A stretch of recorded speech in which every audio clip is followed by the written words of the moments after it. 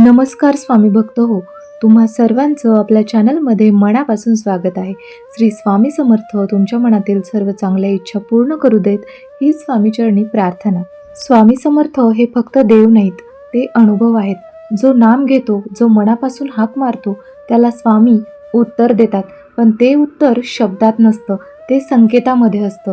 आज आपण पाहणार आहोत स्वामी समर्थांच्या उपासनेत मिळणारे 5 मोठे अनुभव. मनातली शांतता आणि अश्रू. जेव्हा आपण श्री स्वामी समर्थ नाम जपतो, तेव्हा मनात साचलेला ताण, दुःख, राग हळूहळू वितळू लागतं.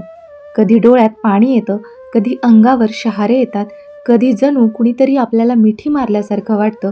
हा अनुभव म्हणजे स्वामींचा स्पर्श. स्वप्नात दर्शन किंवा प्रकाश. अनेक भक्त सांगतात त्यांना स्वप्नात स्वामी दिसले, कधी वटवृक्षाजवळ उभे, तर कधी हात वर करून आशीर्वाद देताना. कधी फक्त तेजस्वी प्रकाश दिसतो आणि उठल्यावर मनात नवी ऊर्जा असते. हे फक्त स्वप्न नसतं, हे आश्वासन असतं. संकटात मिळणारे संकेत. संकटाच्या काळात अचानक योग्य मार्ग सापडतो. कोणीतरी अनोळखी व्यक्ती मदतीला येतो. एखादा निर्णय घ्यायच्या आधी मनात स्पष्ट संकेत मिळतो. आपण विचार करतो, हे कसं झालं? पण भक्ताला माहीत असतं, हे स्वामींचं नियोजन आहे. अढळ आत्मविश्वास. परिस्थिती बदलत नसली तरी मन बदलतं. भीती कमी होते. मनात एकच भावना, स्वामी आहेत. हा आत्मविश्वासच भक्ताला पुढे नेतो.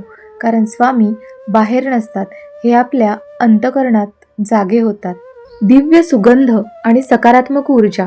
कधी कधी अचानक चंदनाचा, अगरबत्तीचा, फुलांचा मंद सुगंध जाणवतो, आजूबाजूला काहीच नसताना. कधी घरात वातावरण खूप प्रसन्न वाटतं, कधी नाम घेताना अंगावर रोमांच उभे राहतात. हे छोटे संकेत असतात स्वामी जवळ असल्याचे.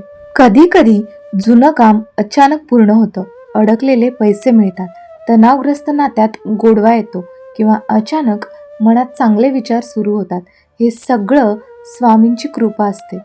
स्वामी समर्थ म्हणतात, हम गया नहीं, जिंदा है. ते आजही आहेत.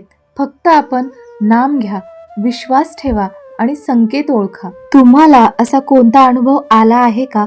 कमेंटमध्ये नक्की लिहा. व्हिडिओला लाईक, शेअर, सबस्क्राईब नक्की करा. श्री स्वामी समर्थ.